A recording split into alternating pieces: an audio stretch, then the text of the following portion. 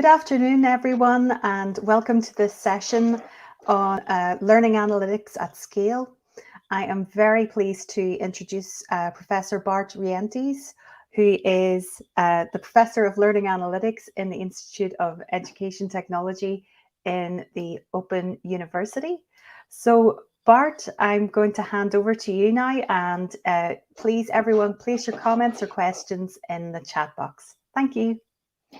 Yeah, thank you so much, Emma. And as Emma said, really just post any question, thoughts, ideas about what I'm going to present in a minute. And I'm keen to hear your thoughts. And I'm going to start off really weirdly, because I'm going to show you the end first. And I'm going to do a shameless plug as well. So apologies for that. So in 1 month's time, we will launch a book on open world learning, where 18 amazing PhD students in the last 7 years have looked at how we can actually make sense of data and the complexities of technology. And that book will become freely available on the 9th of February.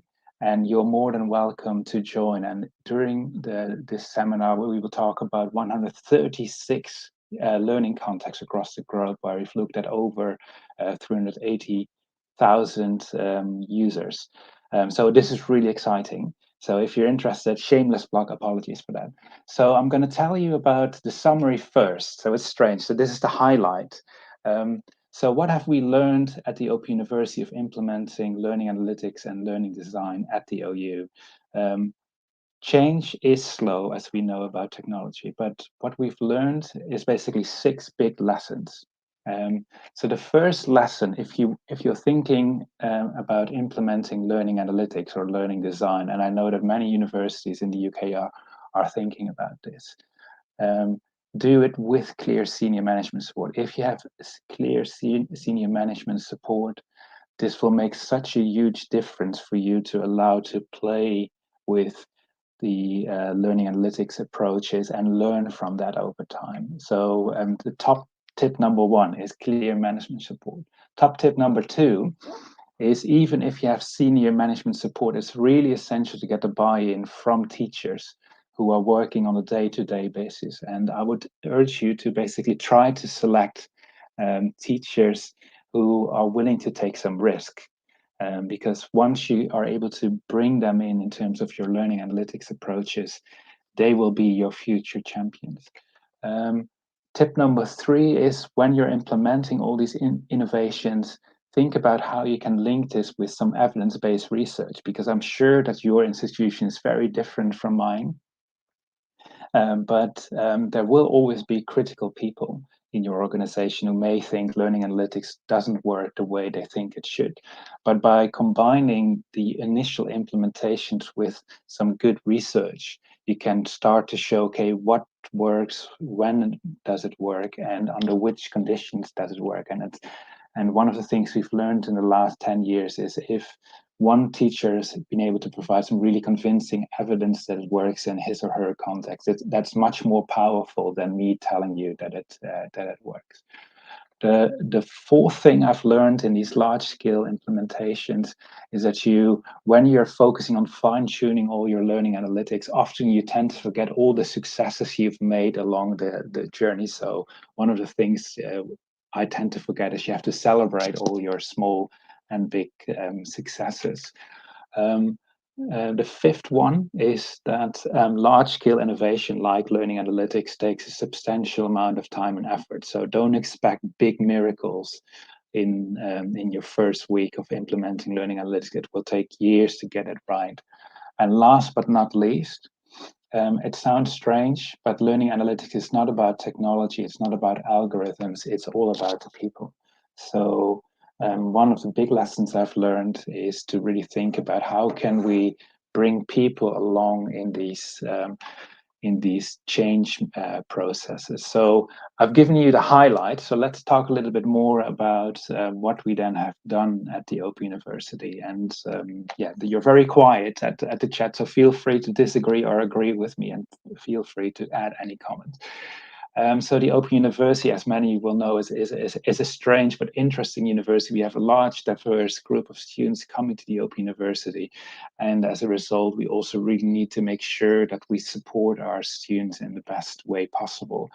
And because we have such a wide diversity, we were probably one of the earliest institutions to implement learning analytics. And apparently, according to Web of Science, the Open University is #1 in the world in terms of research output on learning analytics. And the reasons why I think we're so active on this is that we've realized that learning analytics can be a really powerful tool for us to help to support our students. So what I will discuss in these 20 odd minutes is 2 examples of large-scale implementations at the Open University in the last 10 years. And of course, we do much more than this, so I can only talk about 2 cases, but I hope that these will be useful to you. So one I will talk about is predictive learning analytics, and the second element I will talk about is learning design. So let's quickly talk about learning analytics. So we've been doing learning analytics with the help of the Knowledge Media Institute since 2013. And what you see here is a dashboard that we give to our teachers. And in this dashboard, teachers can basically see how students are progressing, how well they're doing in assignments, and it also allows them to see which of their students are potentially doing well and which students are flagged at risk. And how we do this, and I won't go necessarily into the technical details, but what we do is we basically map out all the kind of activities that a particular student is doing in a particular course, and then based on what so-called good students are doing, we can then see a kind of, okay, oh, good students seem to take these different paths to Rome, and we compare and contrast this with students who perhaps might take slightly different paths, and perhaps as a result not necessarily submit their next assignment and perhaps eventually drop out. So by mapping out these journeys of students, we're able to identify unique learning path of our students, and that basically is then translated back into these dashboards, because it's quite difficult to interpret this Bayesian network. So what have we learned from this? So in 2013, we started literally with 2 teachers, and we worked very intensively with them with an initial version of the dashboard and trying to understand what's what how we could improve the dashboard, what makes sense to them, etc., etc. And we went to 10 teachers in 2014. As you can see here, we have suddenly data available. In 2015, we had 58 teachers, and we gradually moved up in terms of uptake. So in 2018-19, 3,000 plus associate lecturers had access to data, and now nearly all our associate lecturers have access to OU Analyze if they want to. So you can on the one hand see a kind of tremendous growth in terms of availability of this learning analytics resources. But at the same time, if you look at the percentage of teachers that make active use of OU Analyze, the story is slightly different. So for example, in 2015-16, 89% of teachers regularly logged into OU Analyze, and in 2018-19, only a third of teachers looked actively to this. So of course, there's an interesting paradox. We've grown tremendously over the last couple of years, but at the same time, the number of teachers who are actively looking at this seemed to, well, decline, if you like. So what could be the potential reasons for this? And you will see throughout the slides, and I will make the slides also available afterwards. We've done a lot of research on this to try to explore this. And what we found when we were starting to dig into the data, but also when we looked at the qualitative experiences by interviewing lots of people to try to understand why there is this interesting paradox, is we found a range of factors that seem to influence the narrative. So for example, if you look on the top top left graph, you see that, for example, in one faculty of business and law, 56% of teachers regularly use OU Analyze, while in another faculties, these things seem to be much lower. One of the reasons for this difference was that in certain faculties, there was a real active promotion of OU Analyze and of these predictive learning analytic systems. The dean was really supportive. There were champions really driving these things forward. So by having these champions in place that encourage other teachers to also make use of OU Analyze. Another thing we found was that certain faculties were really keen to generate lots of evidence. Does it work? Does it not work? How can we make sure that it fits with our contacts? And again, in business and law, but also in science, there were really proactive groups that really wanted to make use of these tools.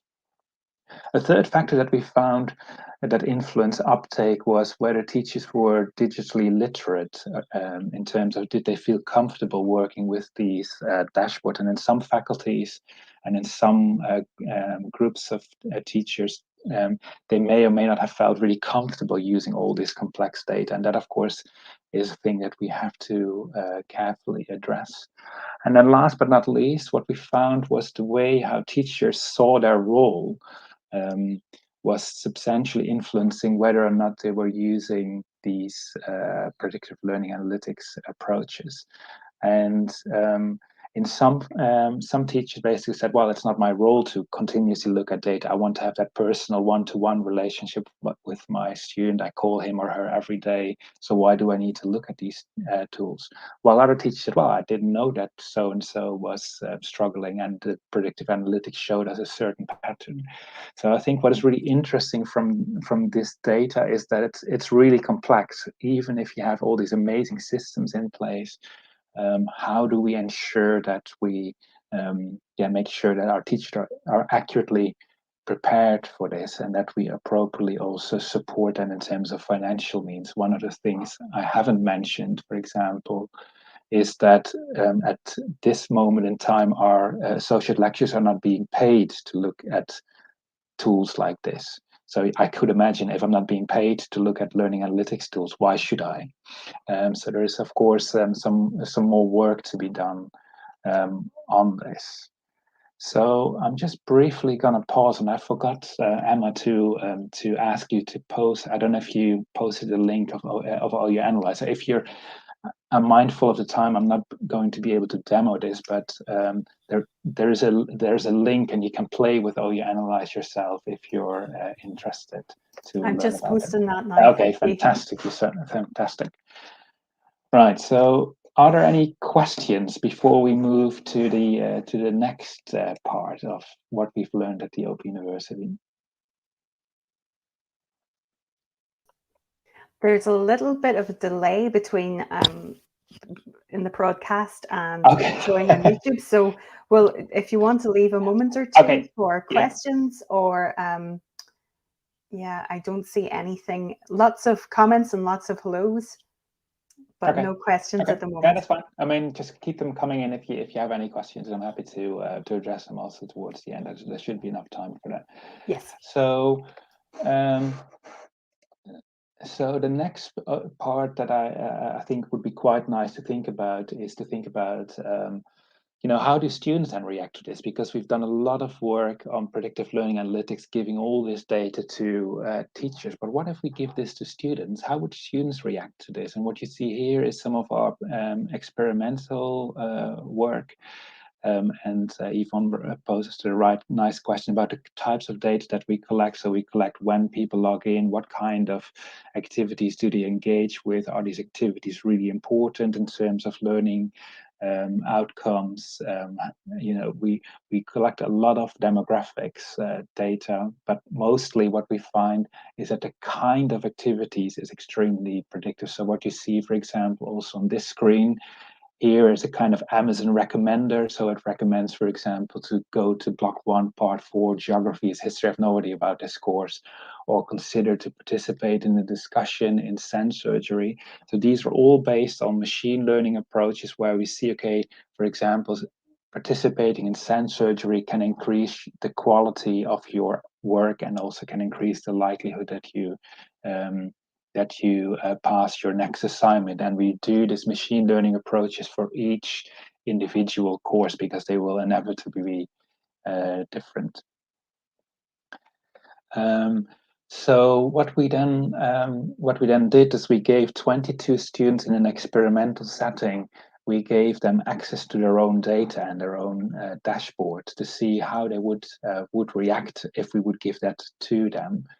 And what was really interesting that the students found that the study recommender was really useful for them for two reasons. One is it allowed them to remind themselves of all the learning materials they may have missed. But also quite interestingly, they started to use the study recommender system to directly access content that they were clicking. So rather than going linearly through the VLE, they used the study recommender to quickly move to the next element. But what we also found was that there was a kind of variation in terms of whether it was perceived to be useful or not. So some students who were more trustful in terms of the learning analytics dashboard were more likely to support his notions, while others were slightly more skeptical towards learning analytics and thus were more negative about the comparisons. And what we found was that students who were academically performing better, and you could call them able students, but I'm careful to use that.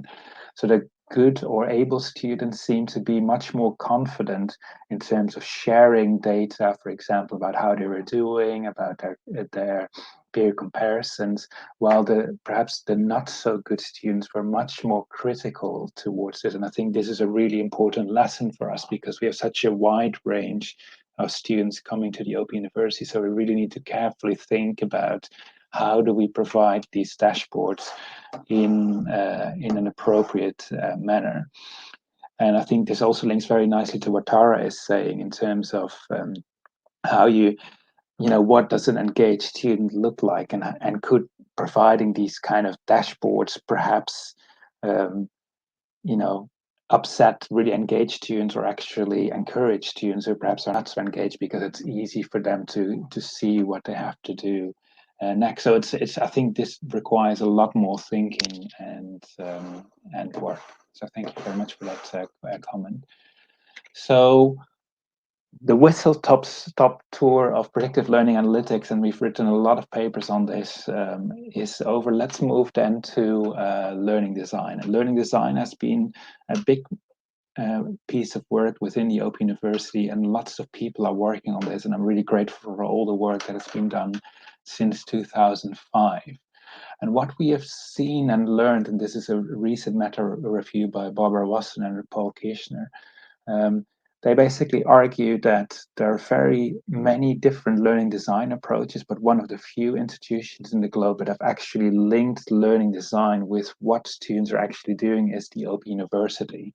And I'm really grateful that they're so positive about our work. And what we do within the Open University is basically categorize the kind of activities that a teacher thinks the student needs to do. So for example, now you're listening to me in this seminar, which is kind of attending and reading and watching materials. And perhaps you're also Googling, who the hell is this guy and why am I listening to him? You're finding more information. Some of you are perhaps communicating in the chat and asking questions, or perhaps some of you have now gone to OU Analyze and started to play with the dashboard, or perhaps you've experimented with some of the features in the dashboard.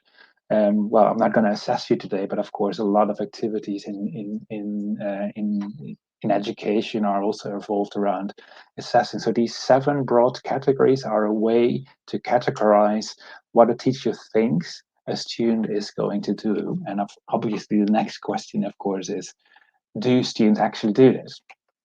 So this is a kind of blueprint, and apologies for the complex figure, of what the Open University looks like. So what you see is that there are lots of courses. These are 157 courses at the Open University.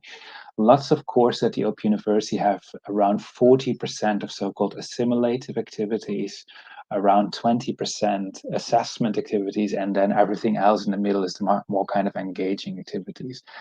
And at the same time, you see a substantial variation in terms of how teachers design courses. So the obvious question is, does that influence how students are actually learning?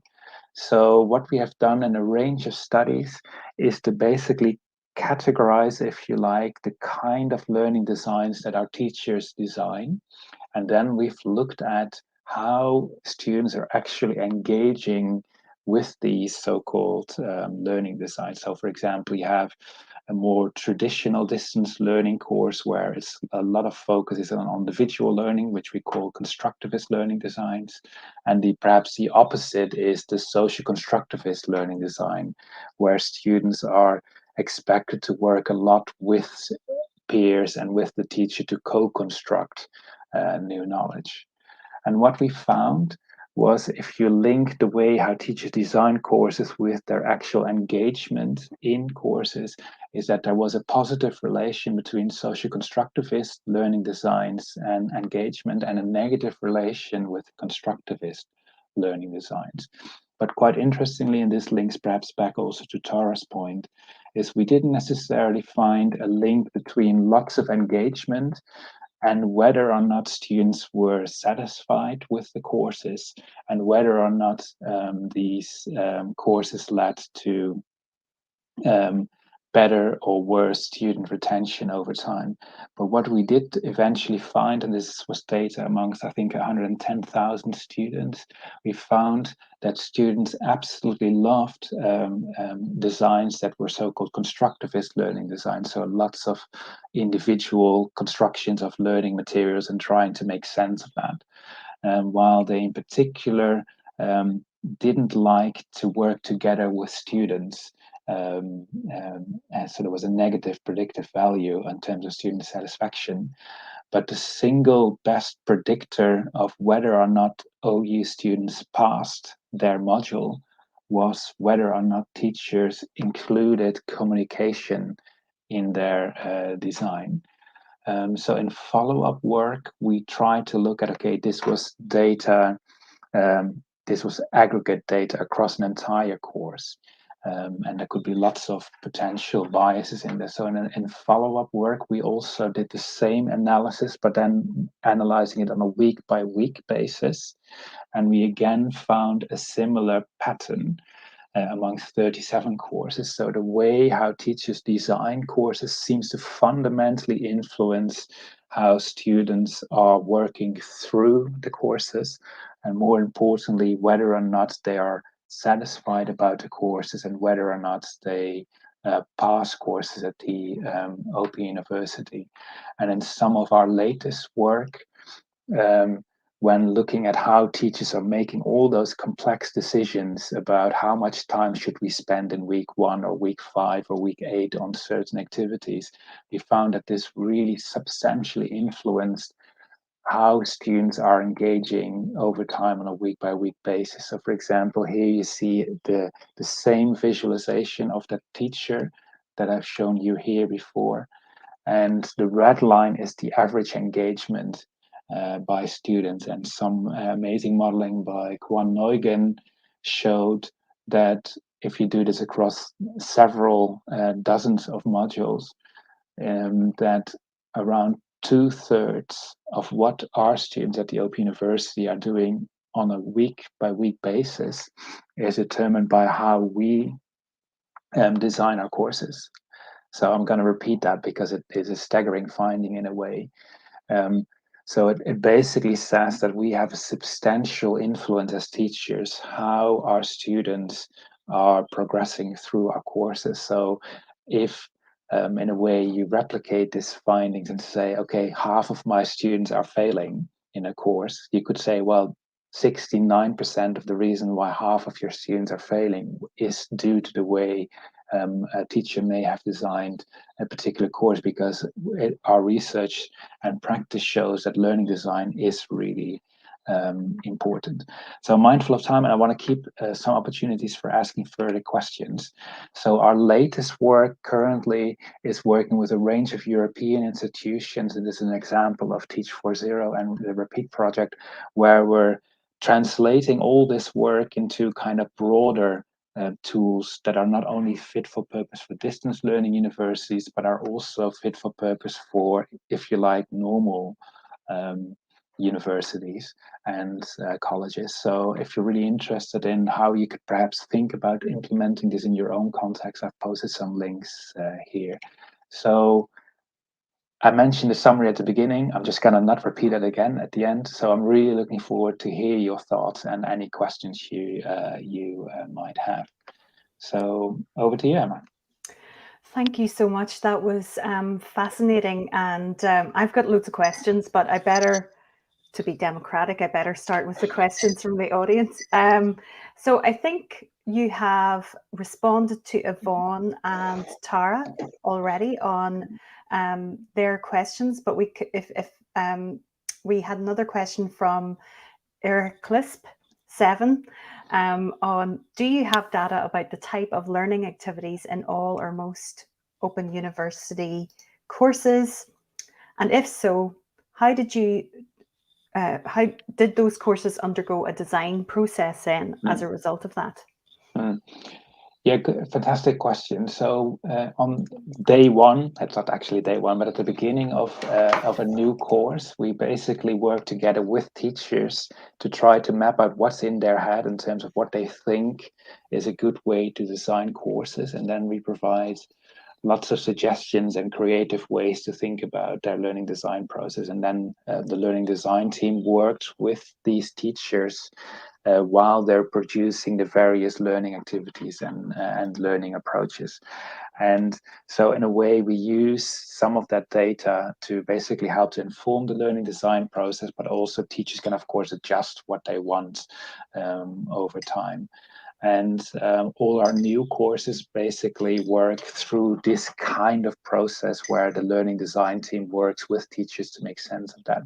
And at the same time, with our current modules that are running in presentation mode, the learning design team provides lots of support in terms of further fine-tuning some of these learning design decisions that teachers make. Great. We've got a question from Manish. Does a social constructivist design lead to student retention? Does it impact performance? And he's added in a comment here. Or is it that those who have progressed or passed are the ones that engage with anything? Great question. Yeah.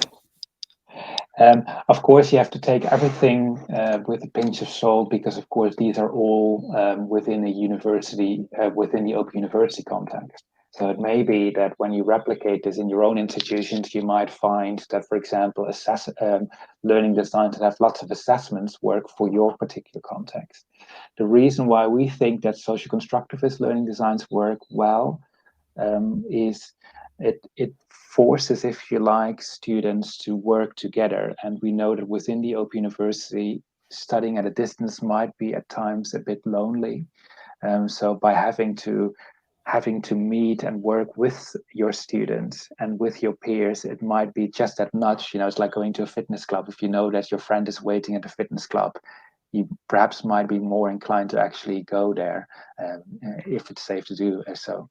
So I think within an Open University context, this seems to be one of the key drivers. And in a way, it's very surprising that we find this because relatively few of these activities are really kind of social constructivist activities.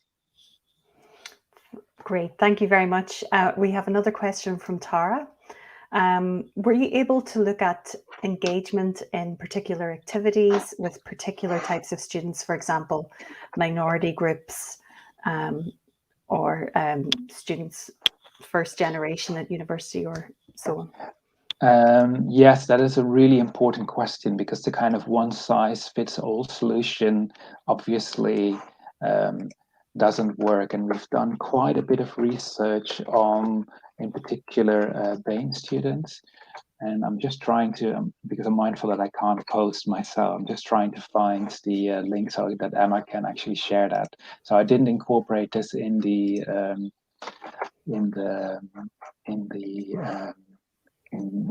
paper, but we've also looked at, for example, how Black, Asian, and minority ethnic students are engaging. And what we, for example, found in the study that I've just posted in the chat, and hopefully Emma can share this, is that we found that, for example, if we correct for all the other factors that we've controlled for, that Black students, for example, seem to engage 7% more actively relative to white students. But nonetheless, their performance is unfortunately still less. So, of course, this raises really big questions about, okay, if we have really active students, why are they not performing equally well if we control for all these other factors, socioeconomic, demographic, et cetera. So there's some really interesting but difficult questions that I think we need to unpack a little bit further.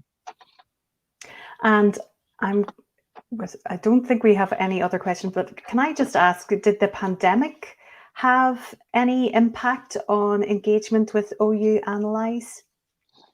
What we have noticed is literally a peak in engagement. You can lovely see this since March 2020, we have much more engagement of our students online, and that's of course logical due to COVID and people working from home. So we can see that more and more students are basically moving online, and also a lot of students have decided to go and study at the Open University because you can do everything online. So for us, that's a positive effect. And I'm going to sneak in one last question. Sorry. Did you have to engage with students before this work was undertaken to deal with concerns about using their data? And it was something I was interested in. Do you have like an education process for learning That's a really good question. I will try to post a link as well, but I'm really proud that we are the first university in the world in 2014 to have an ethics policy on learning analytics. And we have heavily engaged with students, and we continuously engage with students to say, okay, currently we're using these variables. Some of these variables are, not predictive. Do you think we should still include those, et cetera, et cetera, et cetera? So there is a continuous process with students, and there is informed consent at the beginning when students register that they agree that we're using all this data. Thank you so much. I just want to thank you for a really fascinating talk. It's really interesting to me. I'm doing a bit of research on learning analytics myself at the moment. So I just will post your link to the ethics policy in the comments. Thank you so much, Professor Rienties, for a fascinating talk. And thank you everyone for attending and your really thoughtful questions. Thank you so much.